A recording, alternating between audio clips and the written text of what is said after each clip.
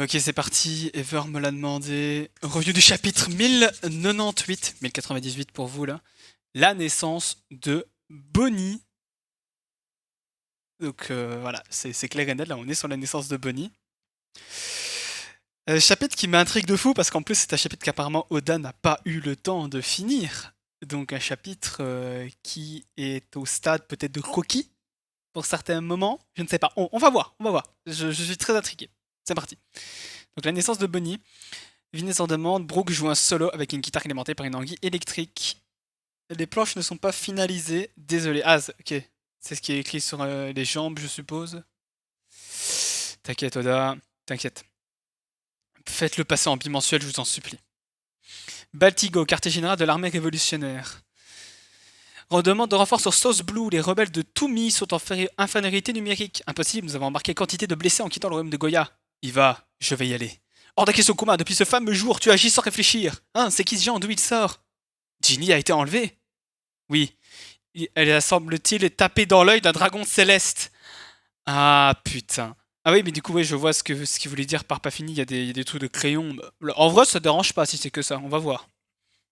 Elle a tapé dans l'œil d'un dragon céleste. Du coup, le gouvernement l'a emmené pour qu'il puisse en faire sa femme. Oh non. Dites-moi que Kuma, il est allé faire un giga ramp. Ah mais non, ça se passe après. Donc il a pas pu aller la sauver. Oh non, je suis en train d'imaginer les pires trucs. Oda, t'as pas fait ça. T'as pas osé, Oda. S'il te plaît. Un peu de respect. Je veux même pas y penser. On a gagné. Ces 3 années de guerre portent enfin leurs fruits. Merci à l'armée révolutionnaire. Nos troupes ont été anéanties par des combattants sortis de nulle part. Encore un coup de l'armée révolutionnaire. Désormais, ce sont eux les véritables héros du peuple. Toutes nos excuses. C'est moi, Dragon. Je suis épuisé, je rentre en bateau. Nous sommes vraiment désolés. Ouais, donc ils ont pas pu sauver Ginny. Environ 2 ans après l'enlèvement de la commandante Ginny de l'armée révolutionnaire en vue de son mariage à un dragon céleste. On est arrivé, Bunny.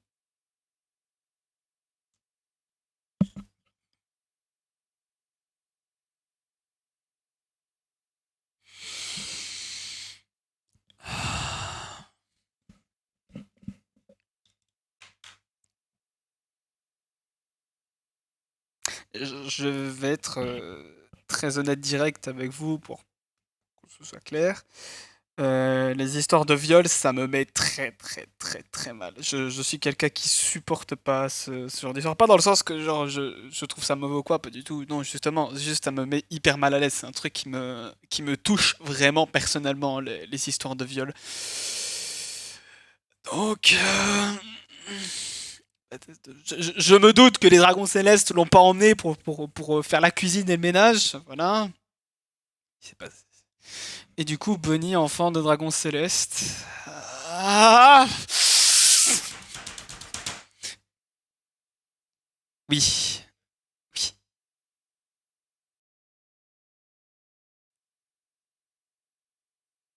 J'ai qu'une envie, c'est d'aller à Marie-Joie et de faire un massacre. Je n'en peux plus des dragons célestes. C'est à chaque fois qu'on parle des dragons célestes dans un nouveau chapitre, c'est toujours pour accroître à quel point ils sont horribles. En fait, c'est pas la première fois qu'on parle de viol dans One Piece. C'est juste que ça n'a jamais été aussi évident, je trouve. Genre, Doflamingo et Viola, il y a eu, mais c'était surtout dit dans un SBS. Absalom, ça a été dit, mais vite fait, quoi. Enfin, c'est montré qu'il allait le faire, mais il a pas passé l'acte, et c'est assez tourné en blague avec Usopp et Chopper pour qu'on n'y pense pas, mais Absalom aussi a violé. Big Mom a violé des maris à elle, puisqu'on dit qu'elle a pas eu tous ses enfants par amour, il y a eu des enfants qu'elle a eu par la force. Donc Big Mom aussi a commis le viol. Donc ça fait quand même déjà 4 personnes. 4. Oui, ben, en comptant les dragons célestes, ça fait 4 personnages qui ont déjà commis des viols dans One Piece. C'est horrible. C'est horrible, mais je trouve en fait que cette fois-ci, c'est vachement plus clair. Genre, c'est pas la première fois qu'on en parle, mais je trouve que ça n'a jamais été aussi évident que dans ce chapitre. Genre, moi, là, je lis la case, je comprends 100% qu'elle s'est fait violer par au moins un, parce que vu comment ils sont dégueulasses, il y a moyen que. bah, un dragon céleste et Bonnie, du coup. Et Bonnie est une demi-dragon céleste. Et du coup, ça explique, même si c'est horrible, ça explique pourquoi Akainu l'a laissé partir et ça explique pourquoi Saturne hésitait à la tuer. C'est horrible. Je suis. Voilà, je tiens à le dire, je suis vraiment pas bien. Je sais pas si ça se voit. Je suis pas bien. Je suis vraiment pas bien.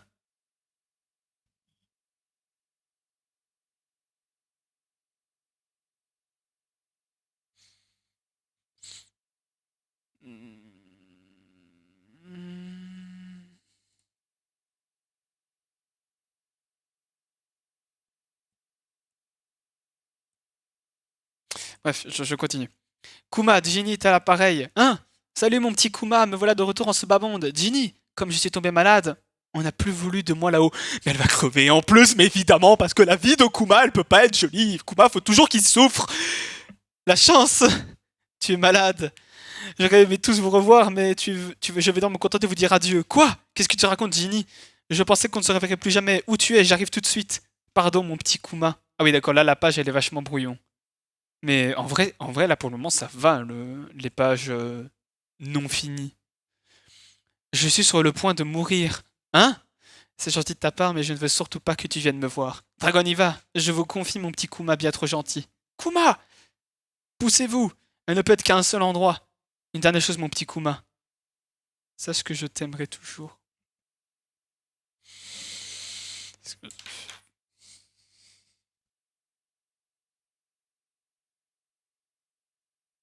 On est qu'à la page 4 et j'ai déjà envie de chialer. Et donnez-lui du bonheur, putain! Il n'a pas le droit d'être heureux dans sa vie, Kuma. Ouais. Oui.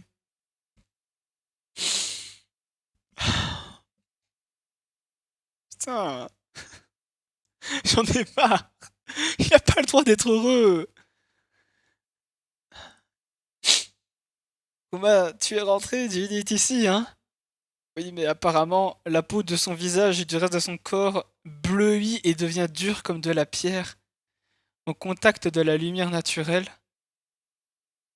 Mon petit Kuma, on est si heureux. Qu'a-t-il bien pu se passer? Marions-nous, mon petit Kuma. J'ai bien l'intention de faire ton bonheur. Afin que son enfant lui survive quoi qu'il arrive, elle a profité de ses dernières forces pour se traverser les mers au mépris du soleil et l'amener ici. Opposant Pégini, je me charge d'élever cet enfant.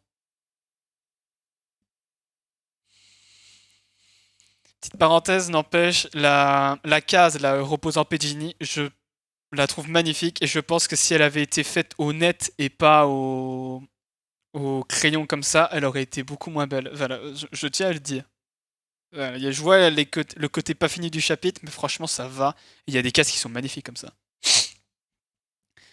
Tombe de Jenny. Non, tu l'étais à travers, le biberon n'est pas incliné correctement. Comme ça? Bonnie a toutes les peines du monde à boire, laisse-moi faire. Elle est si mignonne. Pense à l'installer dans une cage en acier quand tu dors, il faudrait pas que tu l'écrases pendant tout sommeil. C'est pas con. Oh, mais c'est qu'elle a une bonne descente, la petite Bonnie. Une vraie gloutonne comme sa mère. J'ai encore faim.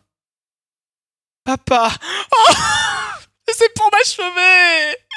Oh, l'adorable! Oui, elle est adorable, j'en peux plus. Oh, la casse là, elle est toute mignonne et tout. Ah, et Kuma du coup qui... Oh, mais c'est génial! Kuma qui alterne entre sa fonction de papa et sa fonction de révolutionnaire. Il l'a mis dans une cage en fer! Ok. Kuma? Bon sang, mais qu'est-ce que tu fabriques? Pourquoi tu as condamné tous les fenêtres de l'église? Fermez la porte. Putain. Quoi encore? Quoi encore? La solution de regarder des cailloux bleus. C'est comme quand Ginny est morte. Elle a la maladie de sa mère.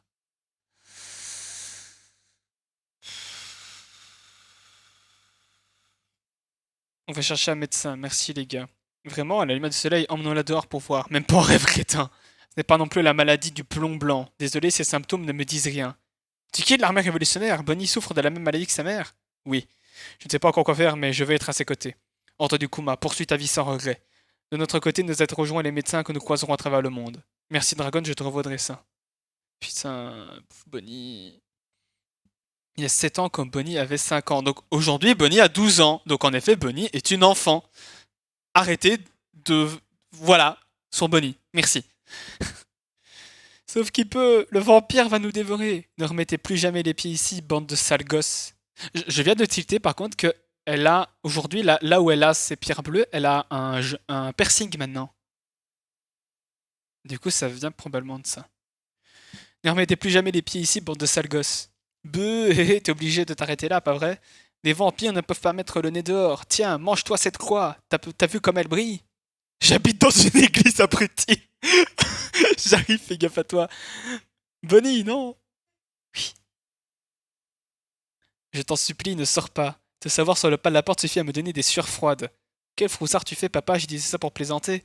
Ça ne me fait pas rire. Bon, d'accord, de toute façon, je n'aime pas te voir triste. Ma fille est une fille bien. Arrête, espèce de pleurnichard. Les autres enfants sont encore venus se moquer des cailloux sur mon visage. Ils sont si bizarres que ça? J'y peux rien, moi, si je suis malade. Oh, béboute! Tu veux parler de ces pierres précieuses? Ouais, tu m'as fait peur. Je crois surtout qu'ils sont jaloux parce qu'elles sont drôlement belles. Ah bon? Puisque je te le dis, moi je les adore. Mais Kuma, quel Tchad! Je t'aime, Kuma, putain, mais Kuma! Il est incroyable ce personnage! Il est incroyable en tout point! Je l'adore, je t'aime, Kuma. Et je viens de tilter, c'est peut-être trop m'avancer, mais pierre précieuse en anglais, c'est Jeverly, Jeverly Bonnie. Ça viendrait de là du coup. Putain, mais il y a tout qui se rejoint, il y a tout qui se... Une fois que tu seras guéri, où aimerais-tu partir en voyage?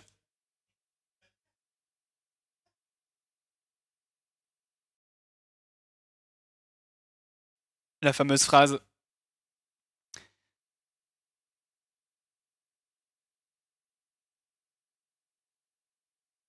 Où aimerais-tu aller en voyage?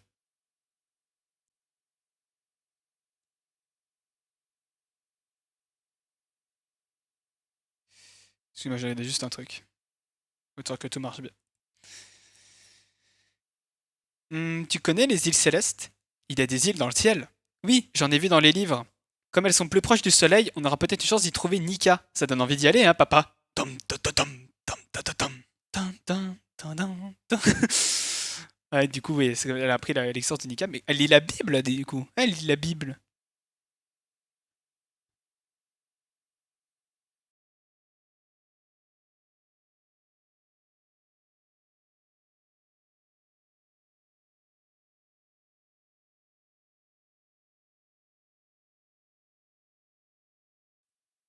Ok, c'est bon. Excusez-moi. Voyager dans le ciel est une grande aventure. Aventure s'y rendra après tes 20 ans. Tu voudrais aller où déjà pour tes 19 ans? Sur l'île des hommes poissons. En bichette. Je l'aime trop. J'aime trop Bonnie. Ces atomes sont ceux de la maladie des écailles de saphir, un mal incurable évidemment, parce que au bout d'un moment... Vous la connaissez docteur? Au fait, merci de parler à voix basse. Il s'agit d'une affection dont on n'entend que très rarement parler ces dernières années. Ces petits cailloux grandissent et se propagent partout sur le corps quand le sujet est exposé à une lumière naturelle, que ce soit celle du soleil ou de la lune. Ah oui, carrément. Malheureusement, même en gardant votre enfant parfaitement à l'abri, la maladie progresse avec le temps. Il est impossible de la stopper. Pour être tout à fait franc, il ne lui reste pas plus de 5 années à vivre. Je doute qu'elle atteigne l'âge de 10 ans. À l'heure actuelle, il n'existe aucun traitement. 10 ans? C'est pas possible, elle déborde d'énergie, il n'y a vraiment aucun remède. Bouh! Quoi, Bonnie, je te croyais endormi. Je vous ai entendu. 10 ans? Comment? Vous avez dit 10 ans. Tiens, tu as les larmes aux yeux, c'est à cause de moi? Ah, 10 ans, bien sûr. On parlait de ta maladie. Ce satané médecin prétend que tu ne guériras pas avant cet âge-là. Hein? Quand j'ai appris qu'il faudrait attendre tout ce temps, ça m'a déprimé. Tu veux dire qu'à mes 10 ans, je serai guéri? On pourra alors partir en voyage ensemble? Zut, qu'est-ce que je vais faire maintenant? Évidemment, à 10 ans, tu seras débarrassé de cette maladie. Génial. Me voilà dans de beaux draps. Non, Bonnie! Un an plus tard, le cauchemar frappait à nouveau le royaume sorbet. Kuma, on a besoin de ton aide. Le roi Courbet remet ça. 16 ans après, l'histoire se répète.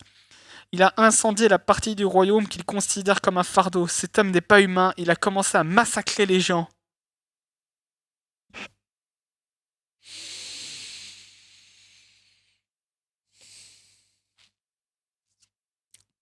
Non, mais Oda, si tu disais que tu voulais créer une génération de dépressifs, fallait le dire. Hein. Putain, mais c'est quoi ce chapitre? Kuma, il a pas le droit au bonheur. Hein. Kuma, il a pas le droit au bonheur, j'en peux plus.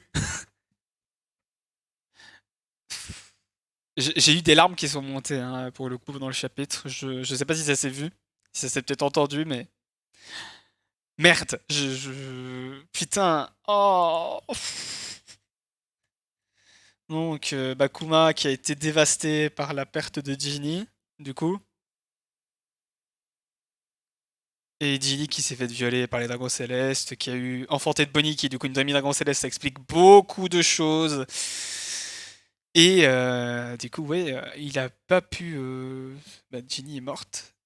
Et Kuma, du coup, qui a retrouvé une raison de vivre en soi, puisqu'il s'occupe de Bonnie, tout en exerçant son activité de révolutionnaire. J'aime beaucoup d'ailleurs la petite case avec Sabo là, j'aime bien. Qu'il entraîne Sabo et tout. Ah, la case là, elle est trop choupie là avec Bonnie et tout. Mais j'en peux plus. Et Bonnie qui est atteinte par la même maladie que sa maman et tout.